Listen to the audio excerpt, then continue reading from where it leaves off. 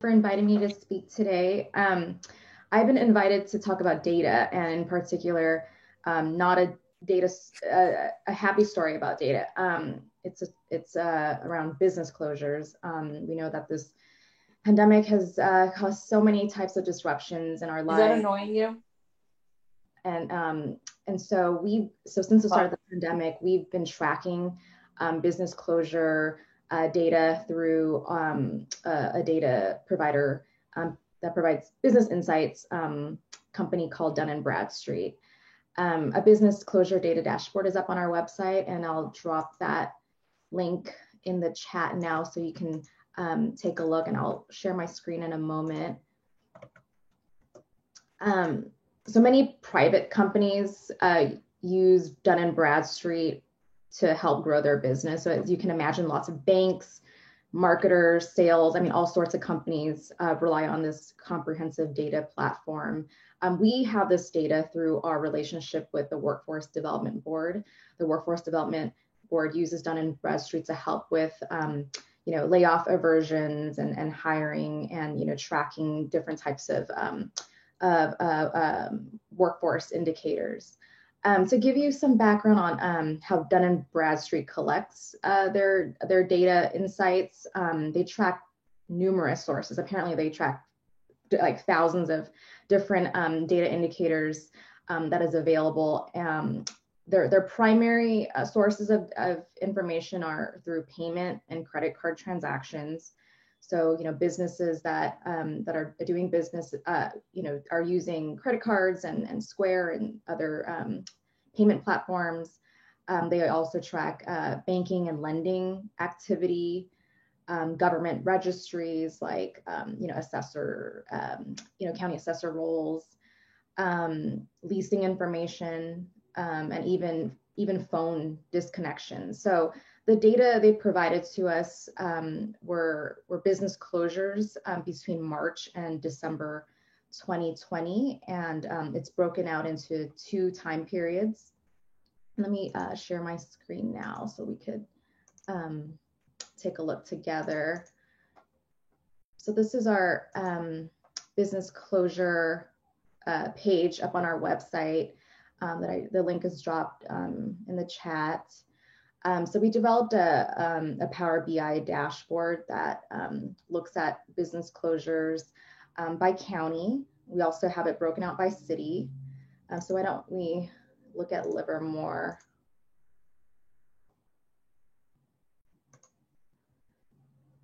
It is important to note that when we spoke with Dun and Bradstreet, we noticed that there were a lot of office-based closures, and their disclaimer on this data was basically businesses that operated out of offices were considered closed during this period.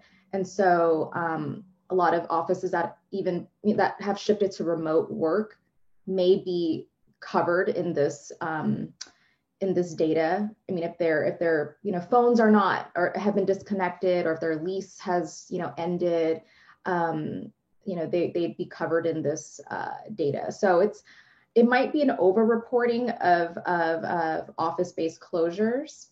And another caveat that they provided was that a lot of minority and immigrant-owned businesses may not be tracked carefully in Dun and Bradstreet's data platform. Primarily because many of these businesses are underbanked, and if they're primarily cash-based businesses, or they're not using credit cards, they don't have bank loans, they may not be Dun and Bradstreet may not be tracking them. So this also may be underreporting some minority and immigrant-owned businesses. So we have this dashboard broken out by the two time periods that the data was provided for, March to August and September to December 2020.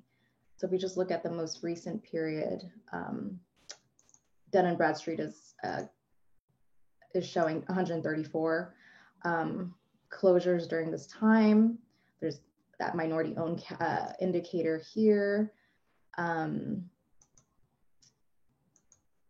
don't think there are too many. Yeah, apparently there are two.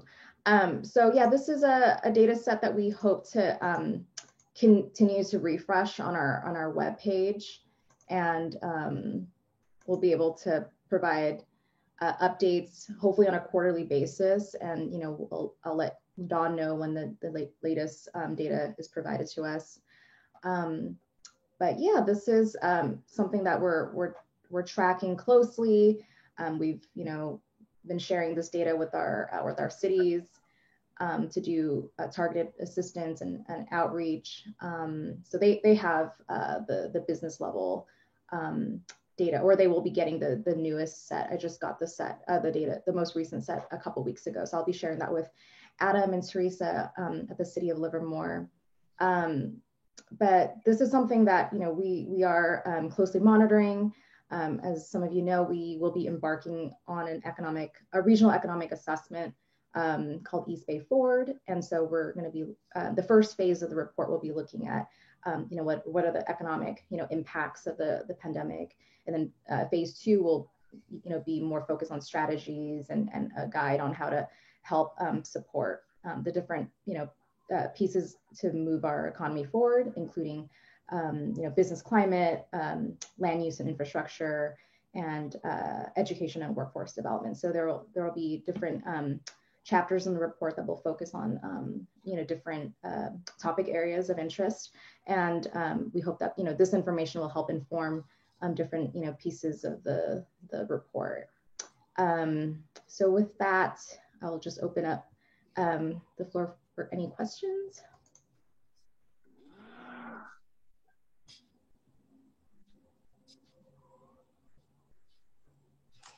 Looks like we have a question from Adam from the City of Livermore. Thanks, Dawn. Thanks, Carlene. This is helpful. Question is there a plan in the works or in the future to also do business openings? From the city's perspective, we've certainly seen some casualties of COVID, some high profile ones, particularly in food service or entertainment or elsewhere, your Checkers Catering and Campo de Bacci and things.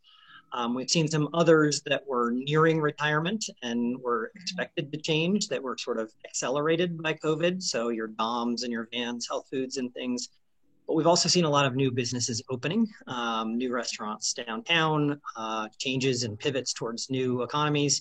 And we've seen about 300 new business registrations in town, which is about an equivalent number to the business closures. So wondering if we're also positively looking at what is coming and growing out of this kind of tumultuous time, and if that'll be part of future reporting.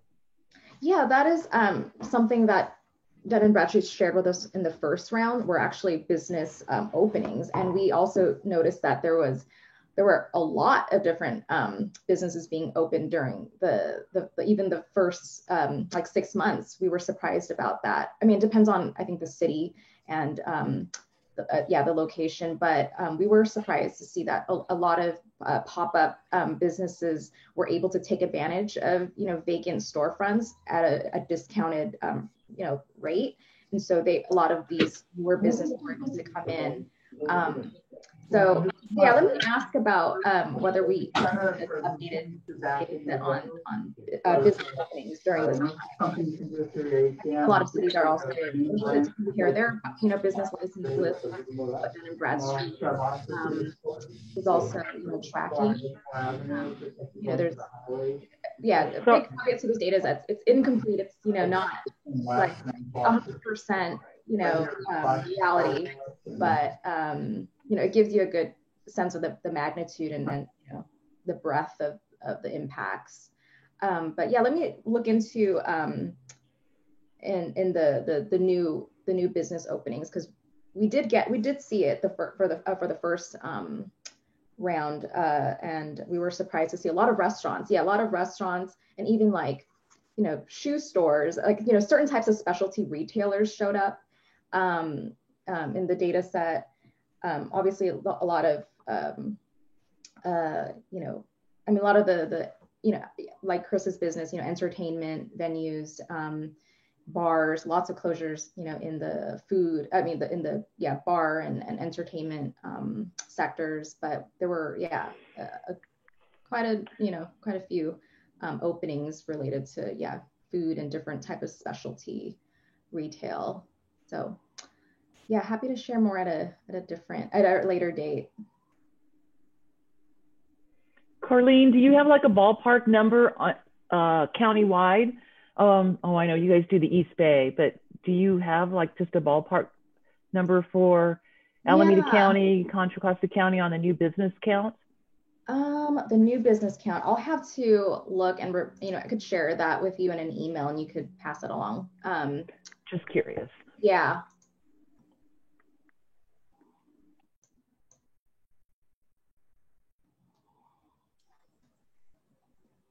Okay. Dawn, do you see any other questions? I love that tool. Just so you know, I think it is amazing because you can really drill down and, by it says by city, by industry.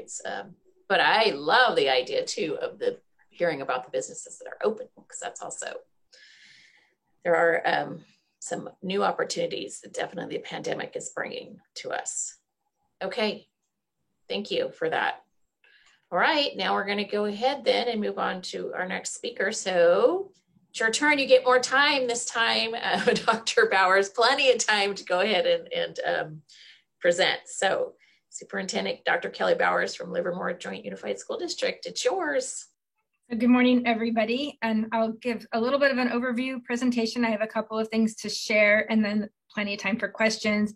And I know Mrs. Rambo is here as well, Philomena, so she can also maybe answer chat questions if they come up. So thanks for having me. We started off with Sharon referring to, a year ago. So March 13th of last year, our board took action to go into school dismissal. So, we're getting really close to that year checkpoint. And no one could have anticipated that school dismissal would have lasted this long and been extended. So, at the time we thought possibly it would just be till spring break, and then of course it extended far beyond. And so, but it is important that we make sure that people know it was dismissal. So a lot of people said schools were closed, but really we've had, all of our staff has continued to work and we've still provided distance learning. And we've also had hundreds of students on campuses. So, and this is for either support hubs or athletics or clubs or emotional supports. So we still have had hundreds of students, but that's not thousands, right? We haven't had thousands in any one spot. And so this coming up in March 22nd now, hopefully, actually I'd be interested, how many of you already heard about March 22nd, what's happening? Does everybody know? See if our communication efforts get around. So March 22nd, our board did vote for March 22nd to reopen or to return to in-person learning, I guess, because we really didn't completely close. And so what we would be doing is opening to families who choose that option. And it still is a hybrid because you can't have, depending on how many families want to come back, you can't have thousands still on campus because of health protocols. But we are very excited that large numbers of students will be joining us. And this will be preschool through 12th grade, which is a little different than many districts. Many are phasing in and not even contemplating secondary, but we really felt that it was important to go all in for our families. Many families have students at different levels. Our staff also, many of them have younger children or older children, and if it would be really difficult and challenging for them to be reporting to work in person while then you have your own students distance learning somewhere else. So we're really, really excited about that prospect. So I just want to briefly share how we got here. I'm going to see how this works. So hopefully you can see a reopening checklist. And this is something that we have developed, and actually Philomena's department made it really pretty with, the infographics. But basically, there are a lot of components. This is not just a decision that you can make and then the next day turnkey ready. So a lot of elements go in, and just to take you through the journey we've been on with requirements. So way back early in the fall, we went through a process when we were in purple to prepare for the waiver. And so that time it was an elementary waiver. So we went through all of the requirements that the county and the state had set. We met all those, we were approved, but then it did not materialize because the COVID cases went further. Then later, we did everything we could to prepare for elementary reopening. And then after the holidays, everybody went into a deeper purple. And now we're actually seeing light at the end of the tunnel, as was said in the chat. And as Dr. Moss has indicated, all indications are that Alameda County will probably be in red by next week.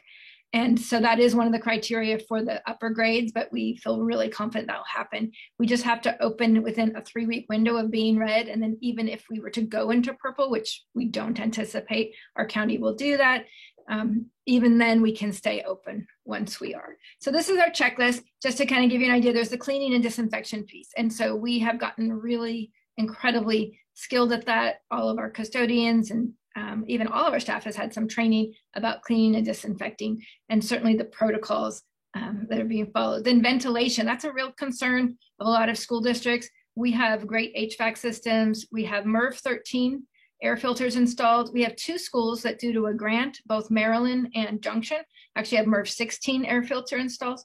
And that was pre-COVID. Those were installed when we had those horrible air days when we had poor air quality. So that predated COVID.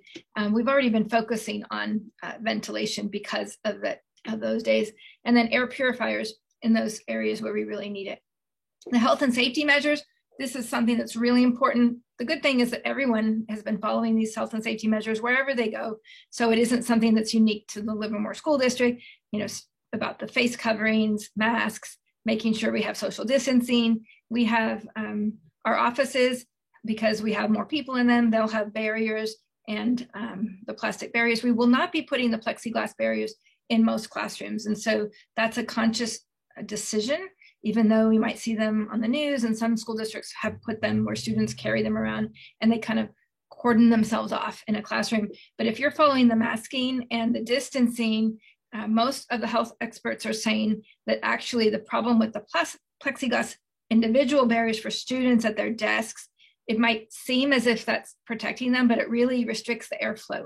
And the airflow is the best way to keep things moving. So that's why we are not going with that. But there are a few exceptions. If a student is high needs, special needs, and maybe has difficulty keeping a mask on, or they're going to have direct contact, maybe for speech pathology or something that's a little more close, then in those cases, you do have to have some additional protections.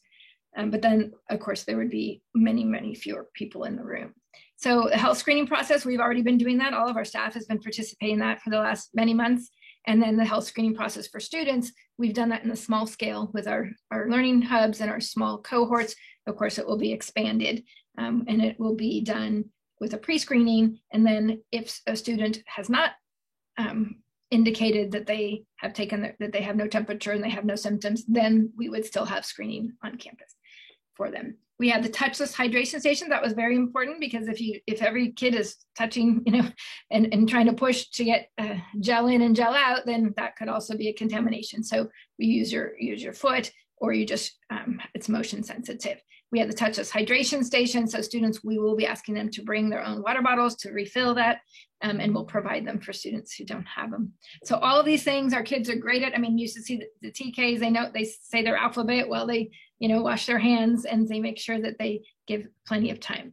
The planning, we've just been planning like crazy. We've had many surveys because, and then we're surveying again. We're going to do our final commitments now that the actual schedules are here, and now that many people know that the majority of our staff has been vaccinated, plus the cases and the community spread is down. So we're anticipating a number of families will choose to have their students come back in some format. But we also know that many families still are very concerned, or the distance learning option has really worked for them. They enjoy it. And so we're keeping and retaining that. We'll actually be having our board approved, made a priority to going forward, have a virtual academy that will be permanently part of our school district offerings. And so, we have other specialized programs. We have independent study, we have dual immersion, we have green engineering and IB, and now we will be having a virtual academy going forward. So that's one of the silver linings, that some new things have come out.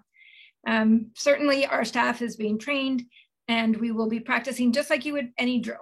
We'll be practicing so when our students come back, everyone's very familiar, and we'll have videos. We already have a few videos of every school, but there'll be a district-wide video, and people will, all of our staff will be required to watch it and also answer some questions. as part of our training. And then, of course, we'll make it available so that if parents are curious, families are curious, community members curious about, how are we going to do this, they'll be able to watch it. So we have a COVID-19 point person at each site. We have 6 nurses in our school district plus health techs, and we have a COVID liaison. One of our nurses, Carolyn Rijardio, is our COVID liaison. So she's constantly meeting with the county, as am I, with county health. So we'll have all of our procedures. There will be some adjustments for families. We have many parents who are used to just walking their child right to class and all that. And so we do have to limit the numbers and the amount of people who are coming on campus, but we'll welcome the students and they will be able to go about their business. There are certain guidelines for recess, so that students have to be able to have interaction in some form and play and get their wiggles out and all that, and their energy, but there still will be guidelines on using the playgrounds and the play sets and how many students can be and what kinds of equipment they can use. Meal distribution, we have a waiver that will continue through the rest of the year. I don't know if people realize we've served hundreds of thousands of meals to every youth in Livermore, regardless of their financial status and regardless of whether they're in our schools. And they have never stopped since March 16th of last year.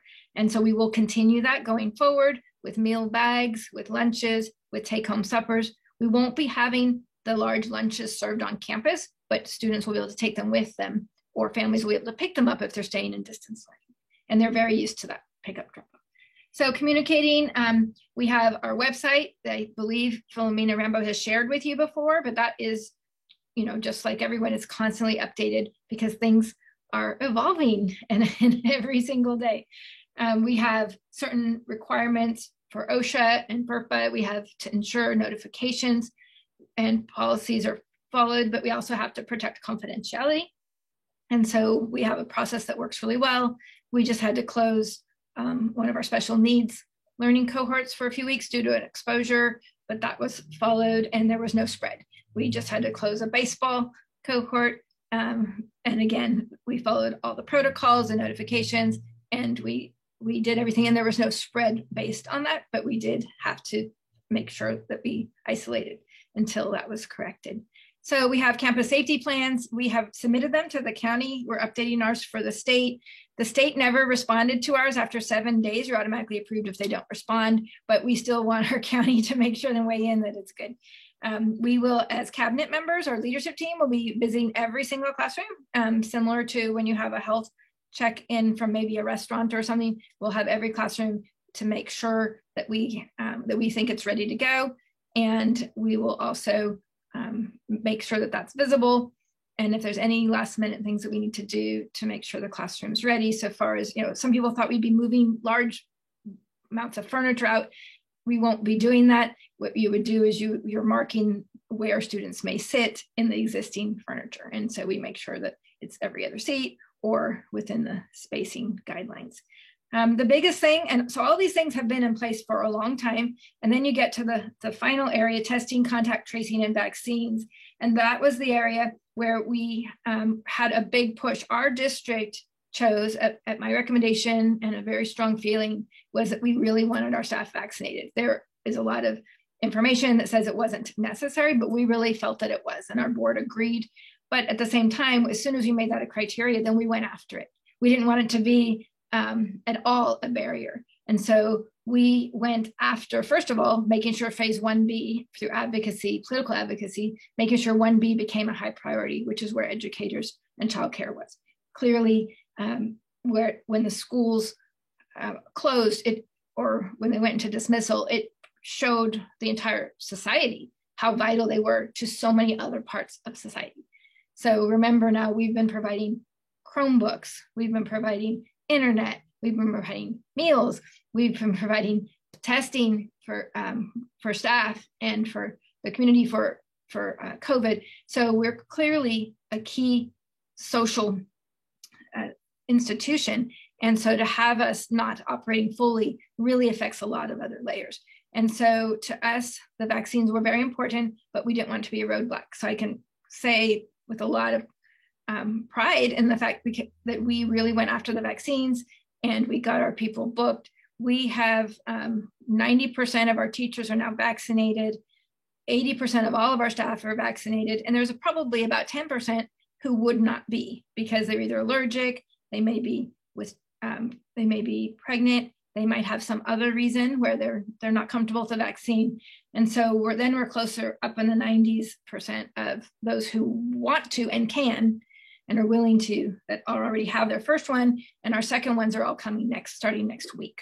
So we will be, we should have reached full efficacy for almost everybody in our system, and we're really pleased with that. We kind of led the way for that in our county and in some parts of the state. So that's where we are, and now we're fine-tuning our approvals because our board made their decision. But even still, there's things changing, and when those things change, we have to adjust. So for instance, athletics is now going because now, but only for football and water polo. And I think we have our first football game this Saturday, but it'll be limited fans. There will be, originally we were told we had to do student testing. So we have a contract for that, $90 a student athlete to be tested. A little high there, but now we found out that our cases have gone down in the county. So we don't have to do that testing for this round of sports, but we do have a contract with Valencia for student testing. We've been doing staff testing, curative, and we really have everything in place. So that's a lot to cover there. I don't know if you had any questions on that, and then I can go on a little bit and talk about some of the other community partnerships we have. So the adult day program. So the adult day programs will be on the horizon, but that wasn't our first priority to open because they have been functioning very well virtually.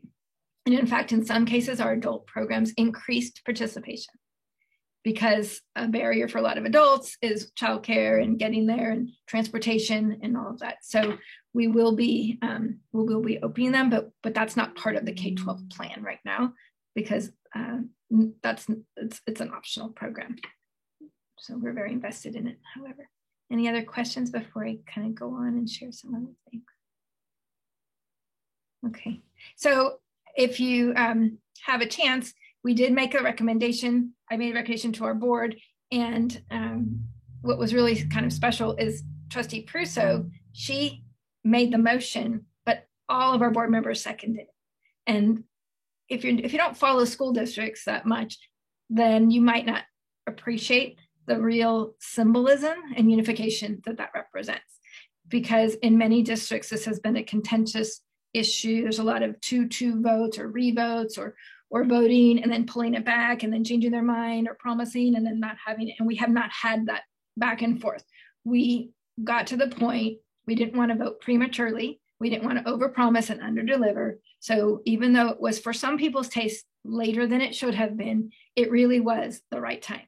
So on last Wednesday, when we heard we would be going into red in 2 weeks, likely from Dr. Moss, and then we hit the 80% threshold of our teachers being vaccinated voluntarily, because it's not required, but voluntarily doing that, then we knew that we'd hit that sweet spot, that place where, and then literally I called every board member and they were there the next day with a special board meeting to make it happen.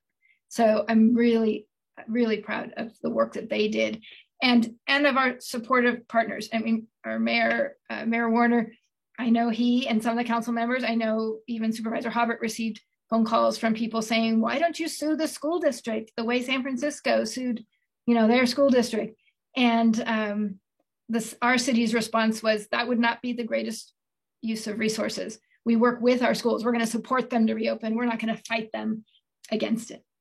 And so I also wanted to let people know that there's a lot of chatter too about, how do unions play into this? And in some districts, maybe they are obstacles. I can't speak to that directly, but our union leadership has been supportive. And so if you hear the narrative to the contrary, it's kind of something that people like to share. And maybe in some cases that's true, but our union leadership, they are our teachers. And they wanted to make sure we had protocols in place. They were very supportive of the vaccination process, but they're so eager to have students back. They just also wanted not only to be safe for themselves, but safe for the students, safe for the families, safe for our community. And so this is really a joint collaborative effort. We're very excited, if you can't tell. So the question was the vaccination. So no, we couldn't require the vaccination, but what we did is our board took action to approve as part of our criteria that the full vaccination would be available for all staff prior to a full scale opening. And literally, I made 170 appointments myself, like all day on Saturday. We went to the fairgrounds, we went to Fremont Fire, we went many to the Oakland Coliseum, and we've just an Alameda County Office of Education. So those are the 4 primary places where our staff has all gone. And we just kind of made it happen. And then, as was said earlier, what I wanted to share was a little bit about this whole status of our community. And this is why we could make such a solid case. So I'm going to share my screen again, see how this works here. So this was alluded to by a few people earlier. Okay, so this is, hopefully you can see, this is from the California website. And what it shows is the areas of the Healthy Place Index. And so the most healthy would be the very light yellow. And then as it increases in color, then you get to the burnt orange or dark red, or however you want to see that. And that is where there are the hot spots, where the high cases that are out of control. And so you'll see that Livermore actually has not only the dark quartile 1, but also quite a bit of an area in quartile 2. And then the most is in 3. And often, we're compared to counterparts in, Dublin and Pleasanton and all that, but you'll see there's no even close to the darker colors of the quartile 1s and 2, which is the very high hotspot areas of COVID spread, until you get over the hill and then you get into more urban areas. And so that is something that I think is really important for people to realize. So that's a challenge that we had that others did not. But what happened is we use it to our advantage to make a case, to say we are not just like every suburb. Either people in Livermore, we found, either don't comply or didn't comply because they were unwilling to, because there's a large group of people who didn't really follow protocols. And then there's also, or they couldn't. And we have families, and they were alluded to earlier, we have families in very vulnerable situations, multiple families in 1 or 2 small units, working in service industries where they can't protect themselves, and they cannot, they can't function without a lot of interaction and intermingling. We also have language barriers. We have suspicion that families have. We have immigrant families, as we mentioned earlier, farm workers. We have the wonderful, beautiful vineyards, but then people work in them, and many of them are families. And so those families are very vulnerable. They're high risk. Sometimes there's misinformation and there's fear. I mean, one of the biggest fears some of the families had shared with our community liaisons is they thought that even a vaccine might have like a chip in it that would be part of ICE, which could have them, reveal their immigration status. I mean, this is the fear that's there. And if you don't have health insurance, and you can't just call, Stanford and Sutter and just go, jump in and get an appointment. There's a lot of layers of that. And so they suffered in silence, many. And that's where our pitch came for a community effort to make it very accessible. So no barriers, no transportation barriers, no language barriers, no information barriers, and get something here. So I sent a letter with my most persuasive argument, with all of these illustrations, CC'd every politician that we could think of. And I will tell you that as soon as I pressed send, Assembly Member Rebecca RBK, she literally, before I even could breathe after sending it, my phone was ringing, and she's like, what can I do? Let's make this happen. And then right away, Supervisor Hobart was jumping in on that. Senator Glazer and Jennifer Rizzo had been already talking to me about how we can push this forward. And certainly the city and LARPD are key partners, and Las Positas College, all ready to go. So everybody was on full cylinders to say, pay attention. Livermore is not like every suburb. We have a need, and let's get it resolved. So then some people, the biggest problem we had is, it's not, for us, the criteria was not a zip code. And so it wasn't as easily identified. Ours was a census tract. So I'm going to share one more with you here so you can get a good picture of that. So this is a census tract, and this is the actual area broken down that shows, and so you can see it's nested around Maryland Avenue School, but it's quite expansive. This would be the red area that we saw earlier. And so in that area, these are families, as I said, that are probably struggling with health in general. And these are the families that we have the food banks for and that we bring in education for. But now we also need to help them be safe and vaccinated. So this just kind of gives you an idea of where we're talking about.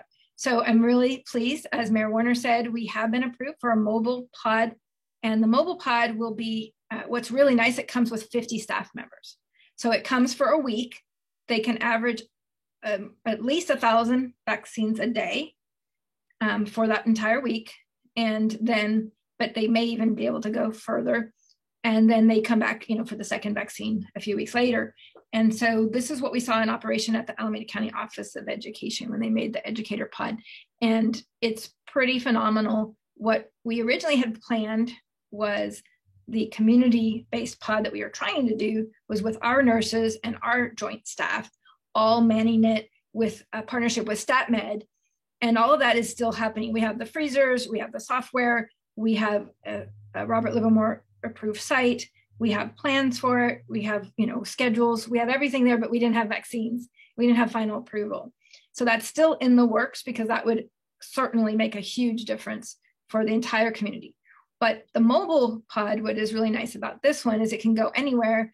And so we're going to go right where the need is. Robert Livermore, Matt Fusey's director, he had said, let's put it at Maynison. So today at 4, I have a meeting with Colleen from Health Services, with our city manager, and Matt Fusey, director of LAPD. So we're going to have a meeting today at 4. We're hoping to really firm up the details. They've given us 2-week possibilities. We're hoping to pin it down. And so our role would shift. Initially, for the big pod, our goal, like I said, we were going to have our nurses and all of us working it. Now that school's opening, our nurses will be busy and we'll all be doing that. And so this mobile pod is really wonderful because, like I said, it's fully staffed. And then our job, though, is, as Mayor Warner said, then we have to get the people there, and so I've talked to our community liaisons, all of them are bilingual. We would be going possibly door to door. We will be helping them, if they have to fill out something online, we have to have kiosks for that. We have to help them, get them there, get them to come back for the second one, work through any of the fears or the doubts or the misinformation, and make sure that we can, we don't want any of them to go to waste. And so what's nice about it is our teachers who teach in that area, they had priority at the Alameda County pod. So we don't have to worry about education staff. LARPD staff is working on theirs. So now this is truly for the community that needs it most. And we can put in, if there's indigent and homeless, if there are veterans that don't get it elsewhere, anyone who doesn't have healthcare, we can really make this a community effort. And so I'm really excited about that. I mean, when you talk about equity, you can talk about it, and you can make plans and policies and you can post resolutions, but real equity work is going to where the need is and making it happen for the families, being their voice, being their advocate, giving them what they need so that they can have access to everything fully, because they're not empowered, and we have to be that voice. So let's see some questions. Thank you, Catherine. Are there age requirements? So my understanding, and I know we have health experts here, is that the Pfizer vaccine can be for 16 and up, and that the Moderna is 18 and up. We have not been vaccinating students. They're not in a priority area, I think. And Sharon, you might know more to that. I'm the one that asked the question, Kelly. I didn't even know. Okay, I didn't see that. Just because everybody's so on the ages, and so that's why I was like, wow, this is, and you're doing all of it. I would say get interpreters. That would be my biggest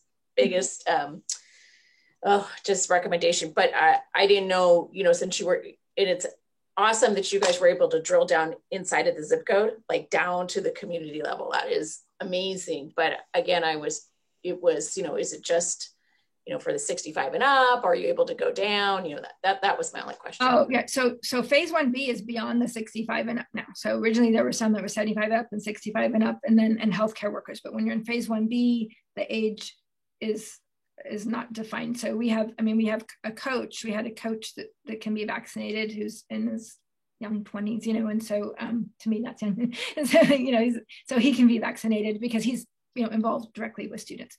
The other thing that a lot of people didn't realize is so many other key partners. So when school opens, as was mentioned earlier, the LARPD they have ESS, and then we have lab daycare. Then our city provides our crossing guards, so they're going to be coming back. And then the Wheels buses, they have limits on how many students can come on a bus at any given time, and they'll be spreading out with masking, and so they'll be reactivating. So as soon as these things start in motion, then there's a whole group of community partners that also have to kick in motion, and they've been incredible. I mean, everyone, our SROs are like, we're ready to go. They haven't been able to be at our schools really, and that's what they signed up for. So, and Bob, Mayor Warner, did you have? Yeah, I just wanted to say that, we all really owe you a lot for what you've done. Your energy, and you mentioned how the school board was united, but you listen to your story and how you got everybody and united across the, all the politicians at the county level. And it's incredible what you did. So I just wanted to acknowledge it's amazing. And the fact that you were there and you made all those appointments yourself, you made it happen. You really did. So incredible.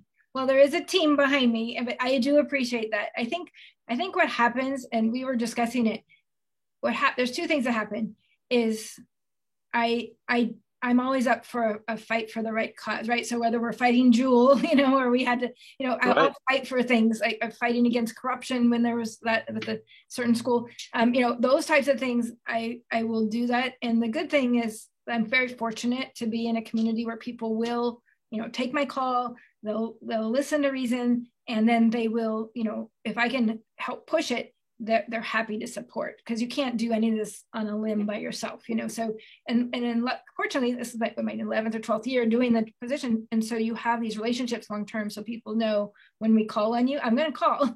If you say I want to help, we're going to get that call. But I've been very fortunate that when we push like this, there's so many people coming along, and thank you, I appreciate it. Yeah, well, this community is fortunate you're in it, so incredible job. Thank you. And we still have more to go. We're still going to get the community pod. We just have to, work out some details. I think one of the issues with our community pod was how it would get reimbursed or funded. And so I think what's happening is we have to work with FEMA to do that. And there's a FEMA reimbursement. And that's the other piece I didn't mention is the governor came out with his new proposal, which is going through now this time. And so there will be extra funding because we do need to have a more robust summer school. We do need to make sure teachers have more training. We're going to start virtual academies. We have to pay for all these extra protocols. And so there will be funding for that.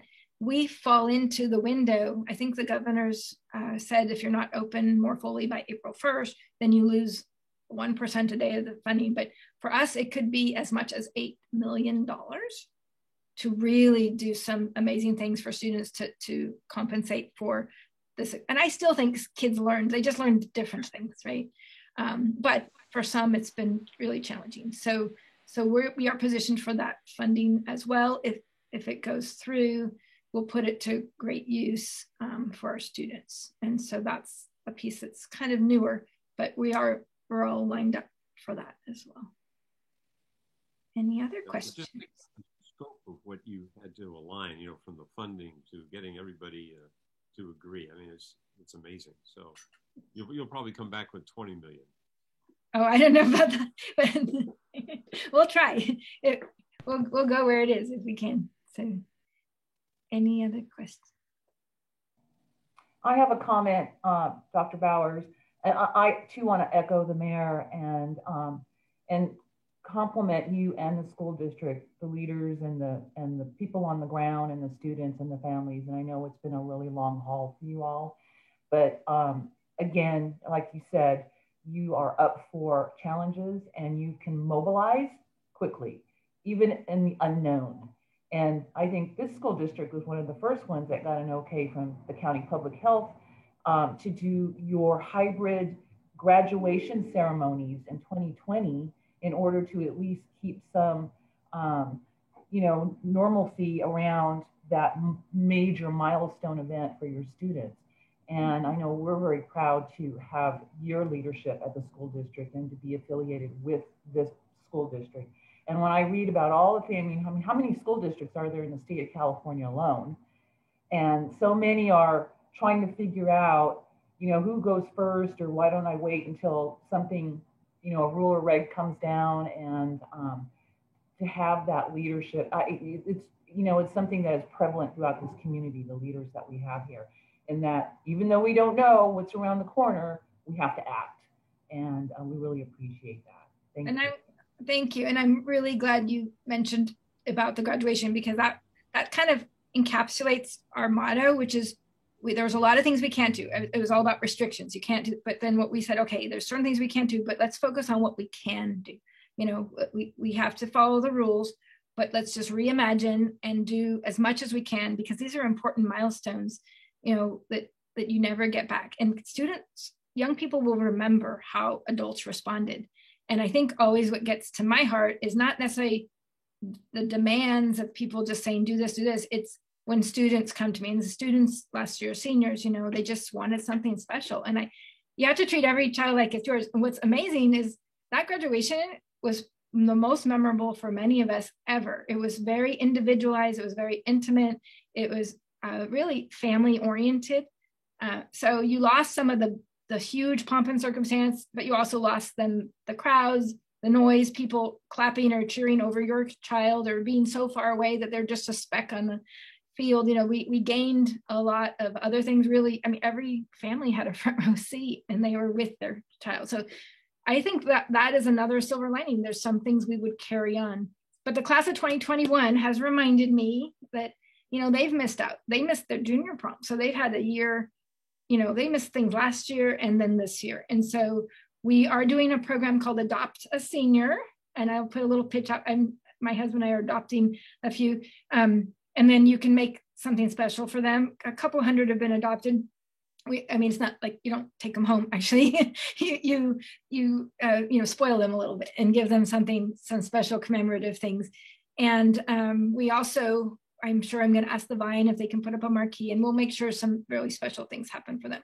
And then imagine little kinders and TK. They haven't been on their campuses really. And I was in a TK class reading, and I know our mayor has been reading to the kids too. These TK students, they're better than our cabinet and adults sometimes on these meetings. They know to mute and unmute and to virtually raise their hand, and they do their thumbs up. They are pure digital natives because they've had TK, they're online. So it'll be really fun to have them come back. And we're excited, but again, we always respect the families that say, it's not going to work for us yet, because we still have a long haul. I actually received an email from someone chastising me that I was too excited about school opening with my message. And I should have been more sobering, because we are in a pandemic and it's very serious. And we heard earlier about loss. And so I don't ever want to diminish that or, in any way, not understand the severity. And it's just that for us, it's been such a long time coming that I can't hide my exuberance, but I do realize we're not out of the woods yet. We have still a long ways to go, but we're getting so much closer. Right, and I just want to note that there are some economists out there that have said that one of the key indicators that will be like the beginning of the recovery of the economy is when schools begin to reopen. So where schools lead, the rest will follow, provided that I think we've learned enough now of all of the precautions that must be taken. But this is worth celebrating. So we have to find those happy moments and celebrate them for a moment and then move on to the next challenge. But this is really, this is a huge win, and we're excited. So thank you. Thank you. Great. I see Martha clapping. Yes, Kelly, we're all clapping. Yay.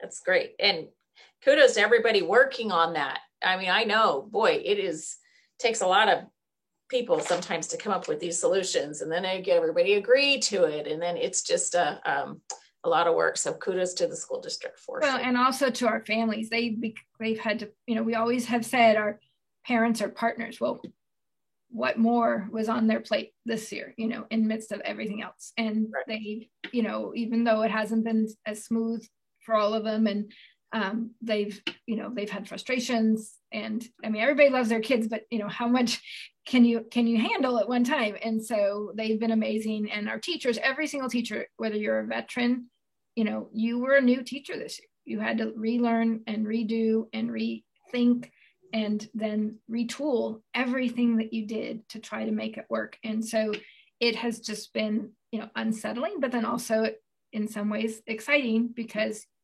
it's transformation. There'll be some amazing things. And now, like, every child, we had been stumbling and bumbling a little bit trying to get every child a device. Well, now they all have it. And we are working with the city also, hopefully with intergovernmental, to work on something maybe large scale that would bring internet for the whole community, so that we don't have this individual hotspot and the haves and the have-nots. That's kind of a longer term goal. And it'll take a lot of effort, but there might be some partnership there, because this revealed some of the digital divide and some of the inequities that are in our community.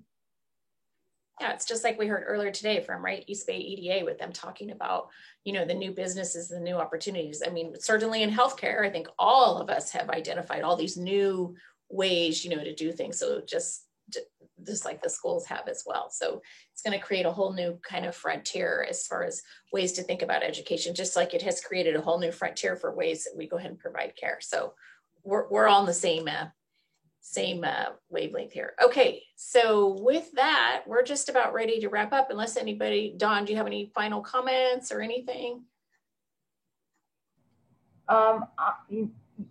No, I think there's lots of nice comments in the chat there. Dr. Bowers, good work, keep up the work. Our educational system is a big part of our local economy, and businesses were cited, you help us fill the pipeline. And so our businesses are there to support you as you move forward. And I do want to just make one note here, is that the pandemic has shown us that those who lead don't look at what we can't do, but what we can do, and then we act. And in a way, it's been quite liberating. Mm-hmm. It's kind of like you can't, no fear. You have to move forward. So that's been a really important lesson. I think we have a hand up. Adam?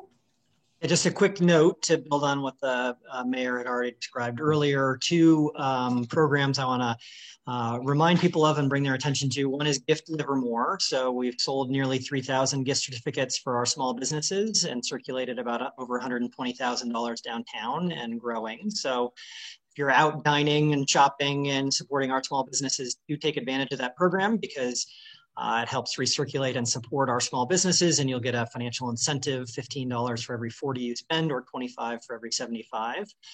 So that's been a popular program. You'll see some street pole banners supporting that going up next week.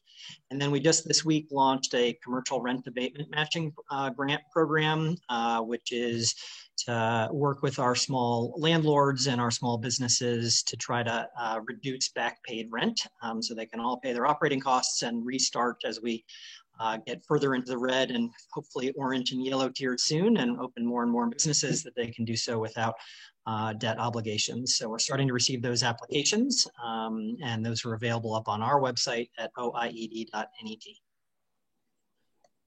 And Gift Livermore goes beyond the downtown district, and we have businesses throughout Livermore and in the wine region who are participating in that. So do take advantage of it. Anniversaries, birthdays, Easter's coming, purchase your e-gift card. So Adam, I don't know if you can see that. They're asking for the link in the chat. You can put that in there. Out there now. Okay, thank you. All right, great. So I'm going to go ahead and sign off.